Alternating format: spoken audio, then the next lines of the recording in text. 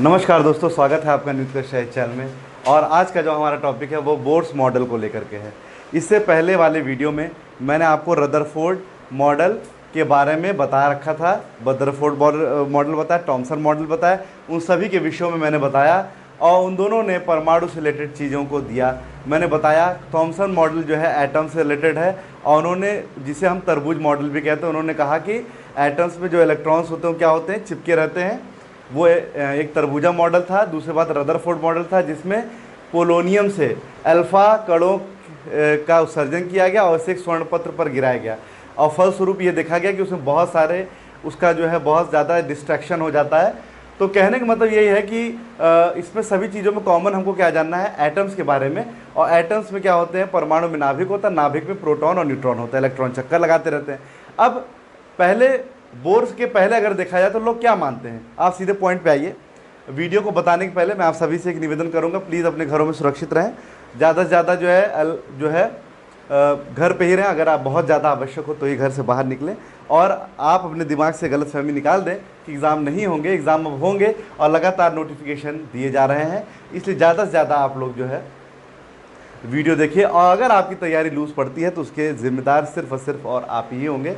और जैसा कि मैंने बताया है, उससे बचने के लिए जो है उपाय हैं, अल्कोहल बेस्ड हैंड सैनिटाइज़र और मास्क का प्रयोग जरूर करें। मैं अपनी वीडियो में हमेशा आपको बताता हूँ, इसलिए मैं चाहता हूँ आप सुखी रहें, सेफ़ रहें। और जब आप सेफ़ रहेंगे तो ही आपका परिवार सेफ़ रहेगा और उसी हिसाब से फिर आप आगे जो है कार्य कर पाएंगे। तो चलिए, आज के वीडियो में हम डिस्कस करेंगे जो केमिस्ट्री की श्रृंखला में चला रहा था, जो है रसायन विज्ञान की, उसी में ही मैं आगे बढ़ता हूँ। आज बोर मॉडल आपके लिए मैं ले आया हूँ। बोर मॉडल में बताया क्या गया है, ज़रा हम लोग ये समझेंगे। तो जैसा कि मैंने अभी बताया था आपको एटम्स के बारे में, परमाणु के बारे में, न्यूक्लियस के बारे में मैंने अभी आपको समझाया। तो इससे बोर से पहले जो भी मॉडल आए, चाहे वो रदरफोर्ड हो चाहे थॉमसन हो, उन्होंने कहा कि न्यूक्लियस होता है, न्यूक्लियस के चारों इलेक्ट्रॉन चक्कर लगाता रहता है। उन्होंने कहा कि ये चक्कर लगाता रहेगा, चक्कर लगाता रहेगा, चक्कर लगाता रहेगा, लगाता रहेगा। मतलब किसी पर्टिकुलर या फिक्स्ड ऑर्बिट की बात नहीं की गई। मतलब कहने होता है इलेक्ट्रॉन चक्कर लगाते रहते हैं, ऑर्बिट्स जनरेटेड होते रहते हैं, ऑर्बिट जनरेट होते रहते हैं, जनरेट होते रहते हैं। क्लियर, मेरी बात समझेगा। मतलब कि ना न्यूक्लियस के बाहर इलेक्ट्रॉन चक्कर लगाते रहते, बहुत सारे ऑर्बिट में, मतलब कि ऑर्बिट ही ऑर्बिट, ऑर्बिट कई सारे मतलब ऑर्बिट क्रिएट होते हैं। किसी प्रकार के फिक्स्ड ऑर्बिट की बात नहीं की गई। बट बोर ने क्या किया, इसका खंडन किया। बोर ने कहा ऐसा नहीं होता। बोर ने यह कहा कि इलेक्ट्रॉन निश्चित कक्षा में ही घूम सकते हैं। उन्होंने कहा ये क्या है, न्यूक्लियस है और उसके देखिए चारों ओर 1, 2 और 3 तरह के ऑर्बिट्स मैंने यहाँ पे बनाए हैं। उन्होंने ये कहा कि इलेक्ट्रॉन निश्चित कक्षा में घूम सकते हैं और वह इसी में घूमते रहते हैं और साथ ही साथ किसी भी प्रकार का ऊर्जा का उत्सर्जन नहीं करते हैं, मतलब एनर्जी को रेडिएट नहीं करते हैं। बल्कि वो इससे पहले वाले मॉडल में कहा गया था कि एनर्जी रेडिएट करते हैं। बट याद रखिएगा, बोर ने यह कहा कि न्यूक्लियस में प्रोटॉन, न्यूट्रॉन, इलेक्ट्रॉन जो चक्कर लगाते रहते हैं वो एक पर्टिकुलर किसी फिक्स्ड ऑर्बिट में लगाते हैं, पर्टिकुलर किसी फिक्स्ड ऑर्बिट में लगाते हैं और साथ ही साथ नो ईएमवी रेडिएटेड, यानी कि नो इलेक्ट्रोमैग्नेटिक वेव रेडिएटेड, किसी भी प्रकार का विद्युत चुंबकीय जो तरंगें होती है वो उत्पन्न नहीं करते हैं, इलेक्ट्रोमैग्नेटिक वेव को वो उत्पन्न नहीं करते हैं। बहुत बड़ी बात बोली। यानी कि बोर के मॉडल से हमको ये समझ में आया, उन्होंने सबसे पहले फिक्स्ड ऑर्बिट की बात की, साथ ही साथ कहा कि इलेक्ट्रॉन चक्कर लगाते हुए किसी भी प्रकार का ऊर्जा का उत्सर्जन नहीं करते हैं। दूसरी बात उन्होंने ऑर्बिट के फीचर के बारे में बात की, मतलब कि कक्षा की जो संरचना, स्ट्रक्चर के बारे में बात की कि कैसे क्या होता है, उसके बारे में इन्होंने हमको समझाया। तो इसमें इन्होंने यही बताया हमको कि इसमें इन्होंने एंगुलर मोमेंटम, यहाँ मैं एंगुलर मोमेंटम को एल से डिनोट करूँगा, यहाँ पर इन्होंने एंगुलर मोमेंटम यानी कि कोणीय संवेग के बारे में विषय में जानकारी दी। यानी कि बोर्स का जो दूसरा जो वो था थ्योरी थी वो ऑर्बिट फ्यूचर को लेकर के थी। ऑर्बिट फीचर को लेकर के इन्होंने एंगुलर मोमेंटम बताया कि L बराबर होता है NH/2π। L बराबर क्या होता है दोस्तों, NH/2π, यानी angular momentum equals to NH/2π। इसे ही हम कोणीय संवेग भी कहते हैं।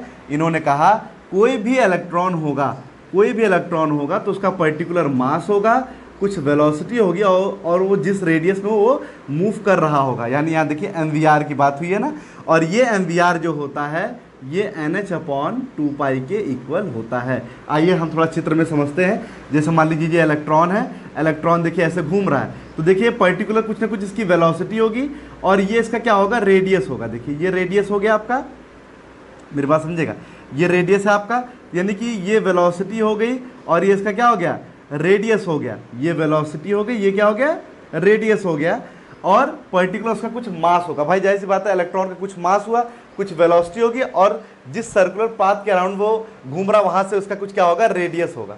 यानी M V R equals to NH/2π होता है। यानी बोर ने, यानी नील्स बोर ने क्वांटम सिद्धांत और रदरफोर्ड दोनों को समाहित करते हुए इन्होंने एंगुलर मोमेंटम यानी ऑर्बिट फीचर की बात की और कहा, जिसमें h की वैल्यू देखिए पूछा जाता है, h की वैल्यू यानी जिसे हम बोलते हैं प्लैंक्स कांस्टेंट।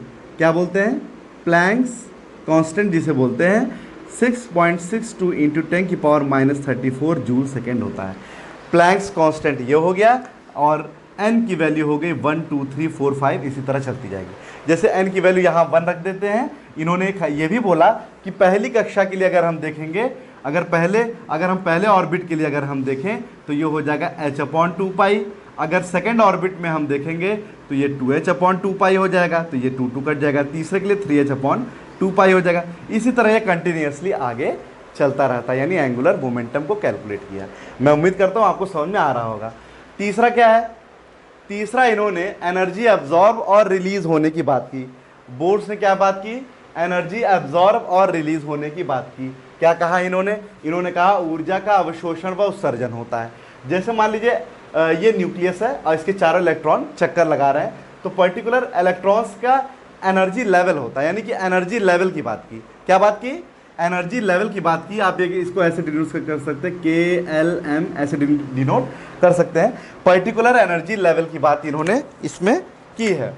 इन्होंने कहा energy level 1 13.6 electronic volt, energy level 2 -3 point electronic volt, और एनर्जी लेवल 3 -1.5 इलेक्ट्रॉनिक वोल्ट। इसका मतलब आप समझे, इसका मतलब ये हो गया कि अगर हम एनर्जी लेवल 1 से एनर्जी लेवल 3 की ओर बढ़ते हैं तो एनर्जी क्या होती है, बढ़ती ही जाती है।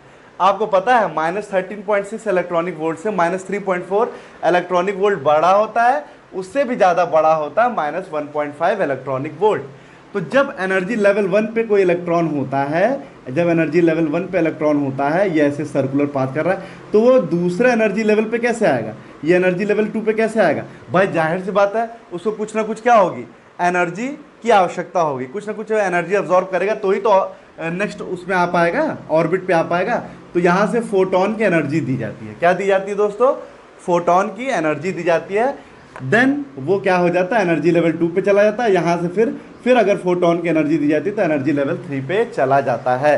देखिए इसी तरह से बताया गया है किस तरह से एनर्जी लेवल बढ़ रही है। साथ ही साथ रिलीज एनर्जी रिलीज की अगर हम बात करें तो किस प्रकार से अगर एनर्जी लेवल अगर हाई अगर बाहर ऑर्बिट में है, वो अंदर कैसे आएगा, तो एनर्जी यहाँ से क्या होगी, रिलीज होगी तो इसमें आएगा, फिर एनर्जी रिलीज होगी तो इसमें आएगा। और जितनी एनर्जी रिलीज होती है वो फोटोन क्या कर देते हैं, धीरे से सीक्रेट कर देते हैं, है ना। तो ये था एनर्जी किस प्रकार से एब्जॉर्ब और रिलीज हो रही है और किस प्रकार से ऑर्बिट्स में एनर्जी का लेवल है, इसको हम डिनोट करते हैं। ये जो ऑर्बिट्स में एनर्जी लेवल KLM आगे चलते रहते हैं, ये तो मैंने एग्जांपल के लिए इतना लिया हुआ है।